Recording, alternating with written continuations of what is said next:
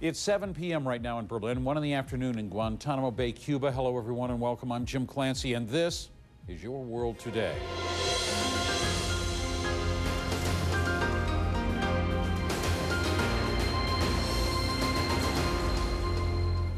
It would seem more like an outdoor rock concert, perhaps, than a major political speech.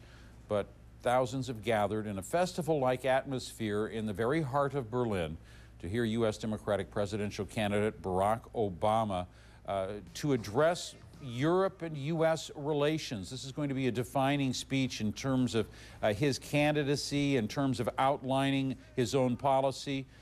His rival, Senator John McCain, has said that he lacked foreign policy credentials, and clearly he has lacked a lot of that experience. But at the same time, Barack Obama is showing he may have some of that foreign policy support without saying a word. We're going to hear a word shortly. This visit to Germany generating a huge amount of public interest, huge amount of media buzz as well. Journalists there say you never see John McCain on television sets. All you see is Barack Obama. Now, recent polls show Obama vastly more popular in Germany than, say, for instance, Republican John McCain. Our chief international correspondent, Christiane Amanpour, is there in Tiergarten Park, where Obama is about to speak, but she is also standing alongside Barack Obama's foreign policy advisor. Christiane.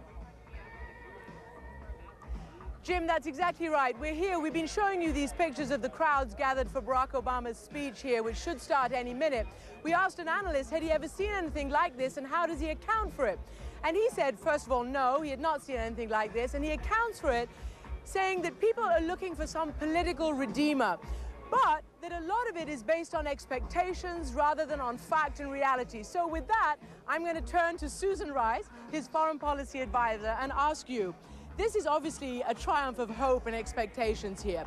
What has Barack Obama got to say to resonate to these people and around the world? Well, Christiane, this is actually going to be a very serious speech in many ways, despite the background music. It's going to be a speech about the history and the significance of the U.S.-German relationship and indeed the U.S.-European relationship.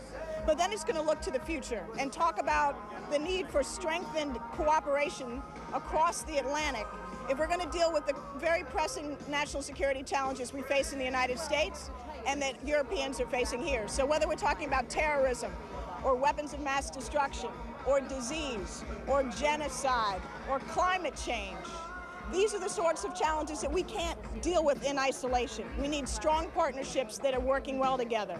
And so this is a speech that's going to summon Americans as well as Europeans and indeed people around the world to recognize that we have a common stake.